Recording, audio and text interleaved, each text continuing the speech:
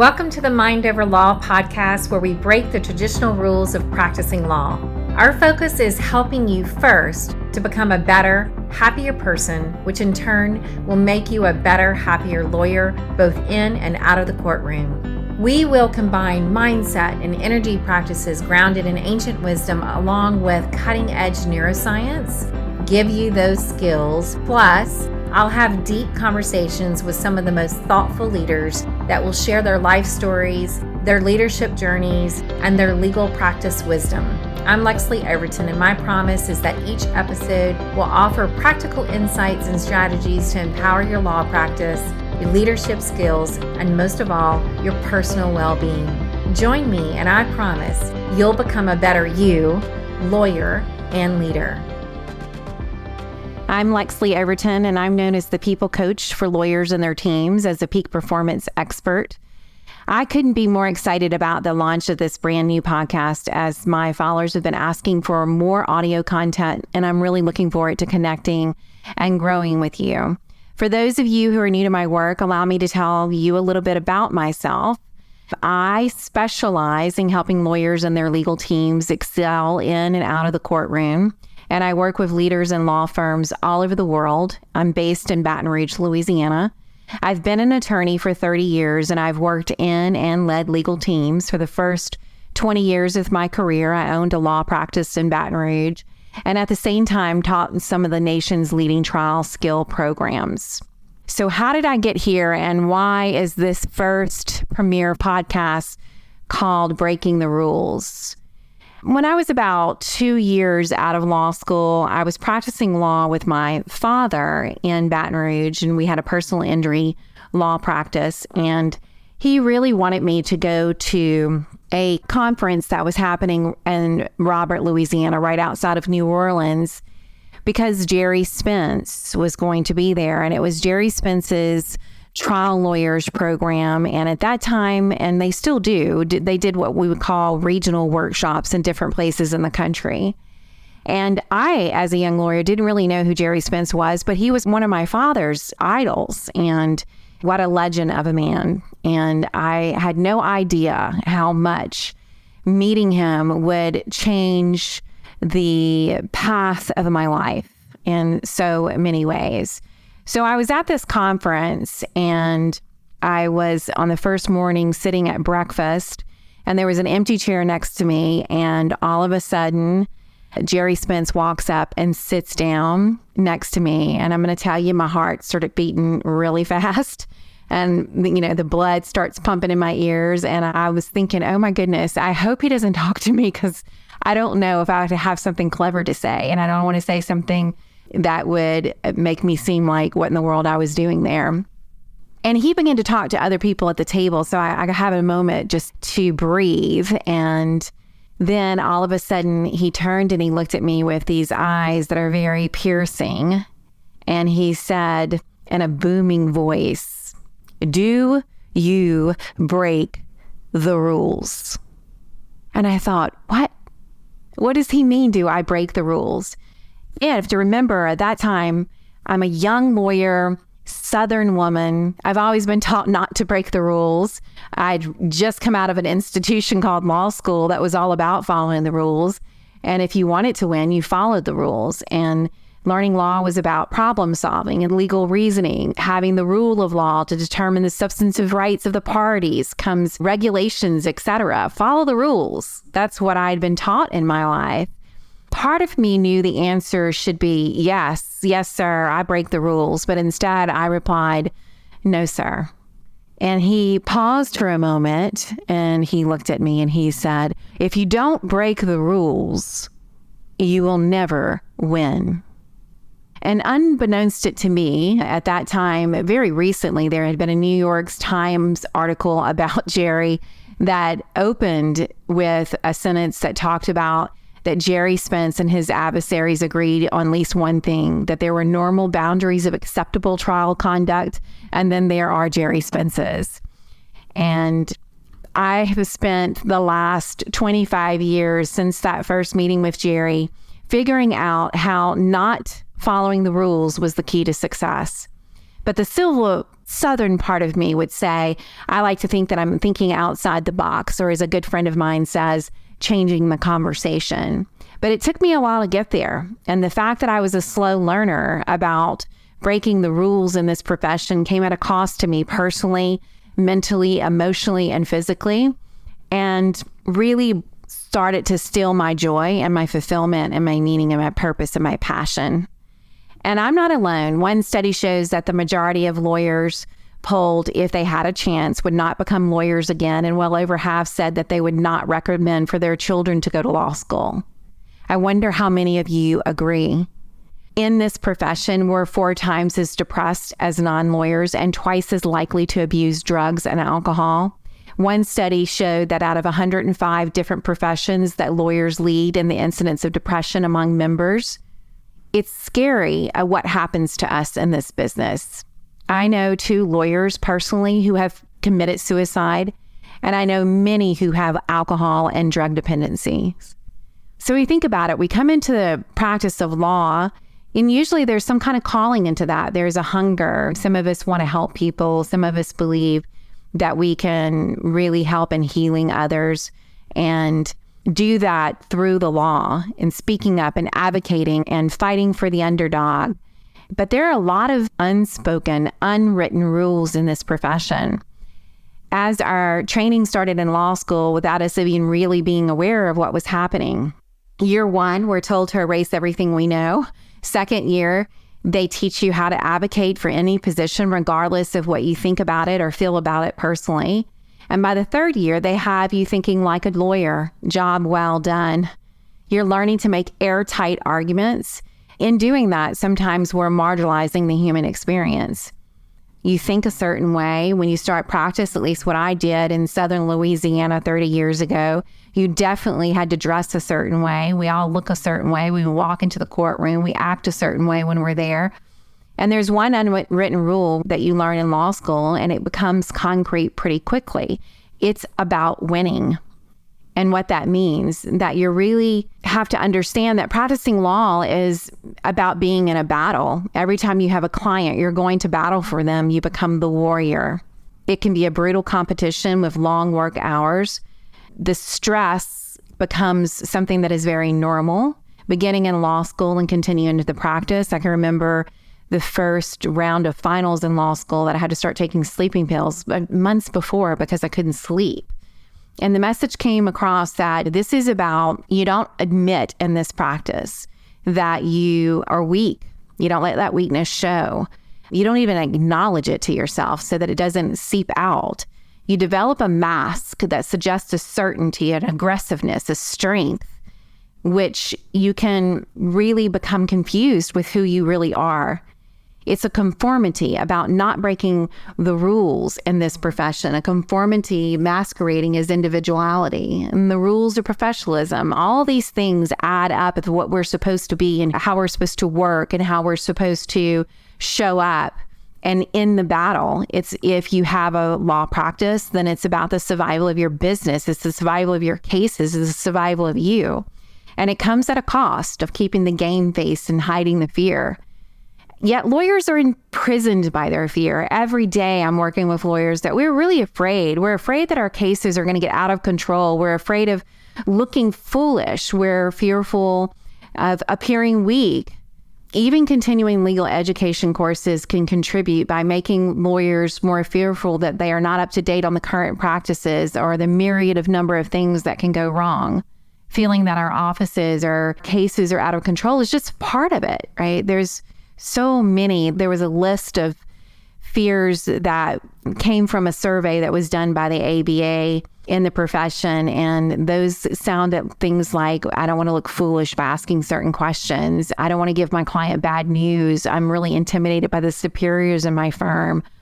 Or seeming too nice, or being blamed for getting it wrong, or lacking the skill and the confidence due to limited trial experience, or afraid that our clients are going to really screw up and give false testimony or not testify well. The failure to locate the smoking gun. And these are all fears that were listed in this survey, and they're just the tip of the iceberg. There's deadlines and billing pressures and client demands and long hours and changing laws and all other demands that combine to make the practice of law one of the most stressful jobs on the planet. Throw in the rising business pressures and involving legal technologies, and if you had law school debts, there's just no wonder why lawyers are stressed. But we don't talk about it. It stays hidden. I actually had a male client of mine say, some of my best friends are lawyers, but I'm not going to sit down and talk to them about how I'm afraid or what I'm worried about or that I'm going to lose this case and that I'm going to look foolish or I'm going to humiliate myself. And that's stressful. And what does that mean? It means we feel anxiety. Stress is the modern day predator. It is killing us. The fight or flight response that we stay in on a chronic basis is literally tearing us down. The body dumps acid into the digestive system. It shuts it down. Heart rate increases. Blood is shunted for spaces in your mind where you need to react, to run or fight. And today we see that the fight or flight response, let's hope we're not going to run out of the courtroom or hit our opposing counsel. We stay in it and we don't get out of it, right? It comes across that the modern fight is really aggressiveness, and the flight can be self-sabotage, and the freeze part of this is procrastination and withdrawal. And the problem is that we don't go home at night and get out of it. We've spent the day in some type of fight or flight response, and our bodies have dumped in and absorbed cortisol that makes it very difficult to sleep well. And then we get up and we start it all over again the next day. Being lawyers is not what we thought it would be when we went to law school. Through the fear, we become disconnected. So we become separated from our clients. Lawyers lose touch with their hearts and their minds. And what happens is then we don't see our clients as whole people. When we feel really a lot of fear and stress that we can't talk about, then we are separated from our family and our friends. The stresses of law create a great deal of inner turmoil, and an inability to express what is going on internally causes a painful sense of separation from the people that we care most about. So the unspoken effects can be not only fatigue, but self-doubt, inability to focus, that social withdrawal, loss of control, emotional exhaustion. Under this, we have forgotten who we are under the mask, under the battle. The rule to win, to think a certain way, to look a certain way, to feel a certain way, is something we don't admit, but we all feel the pressure to follow it. But if you really want to win, if you want to thrive instead of just surviving, you have to be outside the box. You have to break the rules. You have to learn to quiet the mind and the chaos and tune into the heart, to follow the heart, to become who you are, to get out of the jet lag of life and catch up with who you want to become, to cultivate an inner life, to connect with yourself and to find the meaning in what you do and know who you are and where you want to go. This is what I have been spending the last 25 years figuring out, and then helping others to do the same. I was really fortunate a couple of years after that first meeting with Gerry Spence to be a part of the class of 2002 at the Trial Lawyers College. And that experience changed my life forever. And one of the things it did was it helped me to look at who I was. And I really didn't know. I was successful on the outside. If you were looking at me, I think at that point, I was probably about 7 years into practicing law. Like I said, I got to practice with my dad. So I was very lucky because he threw me in the courtroom right away. I was in the courtroom within the first month of practicing with him. And it was really scary. And there was an extra pressure that I had practicing with my dad, right? I wanted him to be proud of me. I wanted to succeed. And I did. I became a very good trial lawyer, and I have some amazing memories of trying cases with him that will always be some of the most fondest memories that I have. But about 7 years into my practice, I was tired. A year before, I'd ended up in the emergency room in a hearing thinking I had a heart attack. I wasn't. I didn't. but my body was responding to stress in a way that I didn't understand. And I was married and I had a young child, and all of that added into it. So I found myself in Wyoming at the Trial Lawyers College at the ranch in the middle of beautiful Wyoming, where the skies are endless. And there's a reason the reason that Gerry built that program there. And it was so disconnected, right? When I went to Trial Lawyers College, and I know there are many people who probably listen to this, lawyers that I've known for years that I work with and still teach with in some ways, who all had life-changing experiences there and will know part of this story. And it will be a different, all of our stories a little different of walking away from there. But part of the power was the disconnection that happened when you went there. When I went there, there was no cell phones. And if you wanted to call home, you used a payphone. And you were there for almost 3.5 weeks and really disconnected from the world. And what you were exposed to was about discovering who you were. And one of the exercises that really changed me, that is now something that I do on a regular basis, was we got up really early in the morning before daylight, well before daylight. And on the ranch, there's a main barn, and downstairs were dormitory style rooms, and upstairs was a huge meeting room of this barn. And everybody was instructed the night before that we were going to wake up at a certain time, and everybody would be in silence. There'd be no talking. And you just heard people stirring in the room, getting up. I had a roommate. We got dressed in silence. And then we all walked through the hall of the downstairs barn outside to take the staircase upstairs to the upstairs part of the barn where the main meeting room is. And it's cold and it's dark and it's quiet. And all you hear are people shuffling through the gravel and then stomping up the steps, which are wooden, and into the main meeting space. And then we all stand in a circle. And Gerry talked to us about going out and to meet Mother Nature. And he said something along the lines of that we should go into the silence and listen to her and see what, if anything, she has to say to us. And he talked about how we are harassed by noise in our lives, that we are attacked by its pollution. In the cities, we cannot escape it. The sound of gasoline engines, the vibrations of airplanes whining, the incessant chatter of radio and television.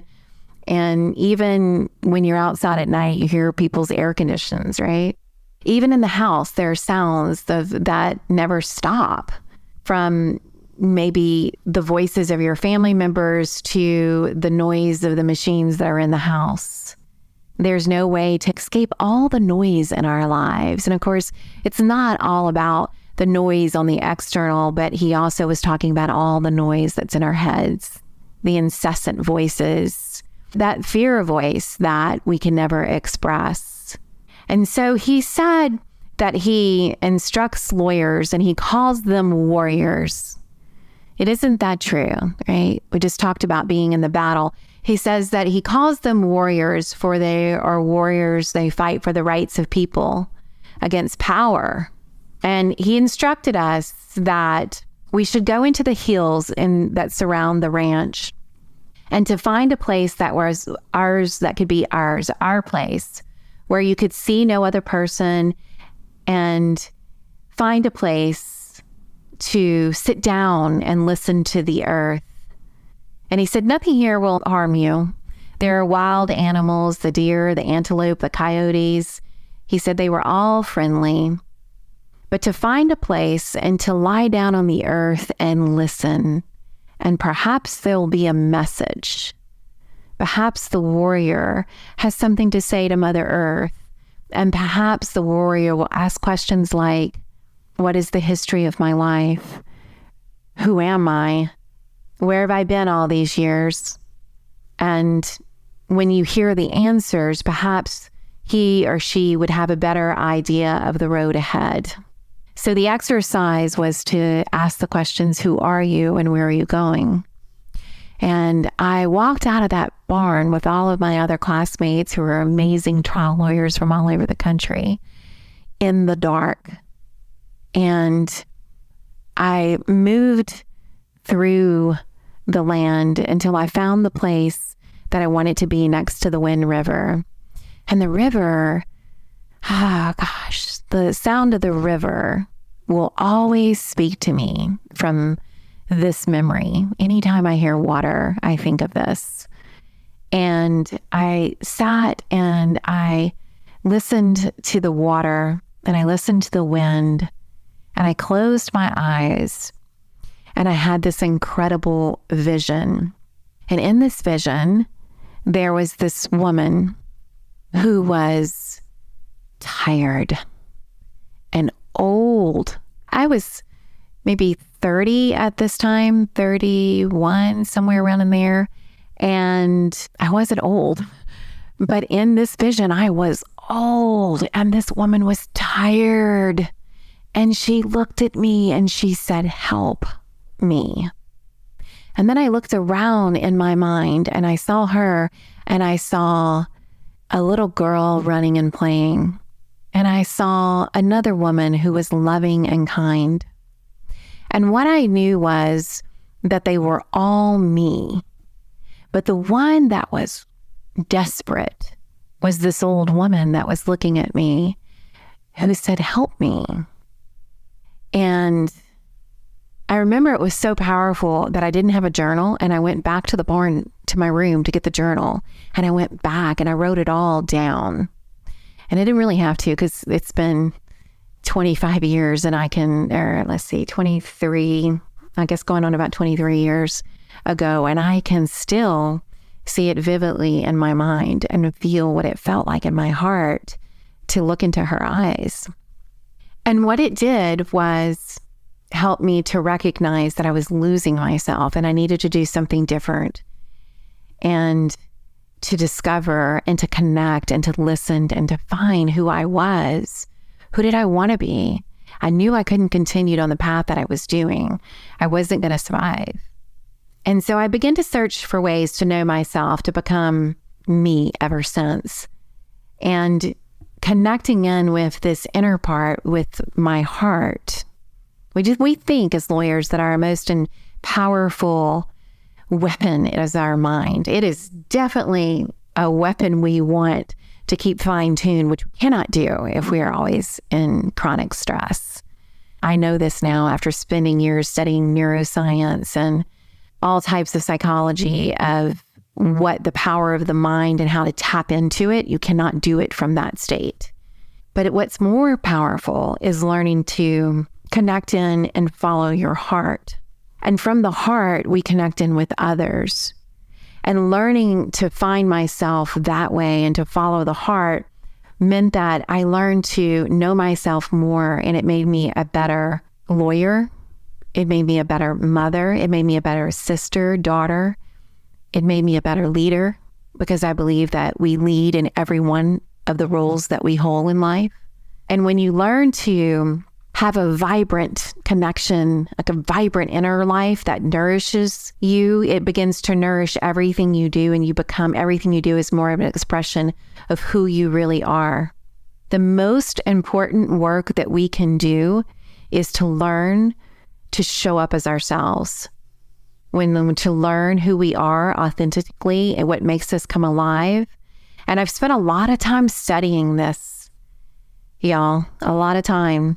And I've spent a lot of time teaching. And I've done everything from diving into psychodrama, which is one of the tools that is used in the Trial Lawyers College program, to studying, like I said, psychology, neuroscience, the power of the mind, but the power of the heart that's even bigger. And how our heart is always talking to our minds and understanding the power of the connection between the two. And I've broken a lot of rules. I've done things in a way that people around me were like, "What are you doing?" And then people started to say, "Can you teach me to?" So that's what my work is about, is for learning how to break the rules of what society expects you to be, of what others expect you to be, of whatever profession that you're in, the roles that you can get trapped in, and to learn to step out of that and to be powerful in who you uniquely are. One of my teachers talks about that we each have medicine to bring into the world. And even if we do the same thing, if you practice the same law as somebody else, or be outside of the profession of law, it could be that two people are accountants, or someone who takes care of a maintenance on a building. It doesn't matter. We all are called to something into the world. We each have medicine to offer. And even if I do the same thing as you, my medicine will not be the same as yours, because I am uniquely me and you are uniquely you. And we each have, this is our gift to the world. And so I want to help people to discover their own unique calling and their own passion and their expression of who they are, and to step in and to be healthier, happier human beings having this experience in this beautiful planet called Earth. So here's my tip for you. And what I want you to think about as you walk away today from listening to this. First, when was the last time that you really got disconnected? When's the last time that you went out and sat on the earth and said, why am I here? Where have I been? Where do I want to go? This is the practice that I keep going back to. And every time I disconnect from the world and tap in and listen, something new springs up and a new adventure happens and a new direction and a certainty and why I'm here. I want that for you. So I'm going to challenge you to find a way to disconnect and ask the questions about where have you been? Where do you want to go? Who are you? What will be your impact and your legacy in the world? What's your medicine? Second, I want you to think about what rules are you following that really aren't serving you? Are there things that you're saying yes to out of expectations from others? Are you saying yes to something because it's just something you've always done? It's a role that you're in. Oh, I said yes to this. People expect it. I don't know how to get out of it because I agreed to it. Where can you say, this doesn't serve me anymore and I'm going to step out of this. I'm going to break this rule. I'm going to say no. I challenge you to find that, because I think even after 25 years of doing this work, of digging deep, I still find places where I might be following a rule that isn't really what my heart says I'm called to be. So what rule can you break today? There's a quote by Rumi that says, forget safety, live where you fear to live, destroy your reputation and be notorious. And I say, do it mindfully, following your heart. So I'm really looking forward to sharing with you in upcoming episodes some of the practices that I use and teach, but also some of the amazing people that I've crossed paths with who are doing things differently, who are breaking the rules, and who are thriving and changing the world and leaving an impact and a legacy in a different way. I really look forward to the next step with you. Thanks for listening in. And if you want to know more about what we do to help lawyers and their teams, because we're all about the people and helping people to be holistically healthier, happier, then check out Mind Over Law, and I'll see you soon. Thanks for listening to today's episode of Mind Over Law. We hope that you're walking away inspired and ready to embrace your life and law practice in a more holistic, healthier, happier way. Don't forget to hit subscribe and let us know what you think. Leaving a review helps us to spread the word to others. Be sure to follow us on socials for all the behind-the-scenes fun and sneak peeks of upcoming episodes. Until next time, remember, with intention, anything is possible.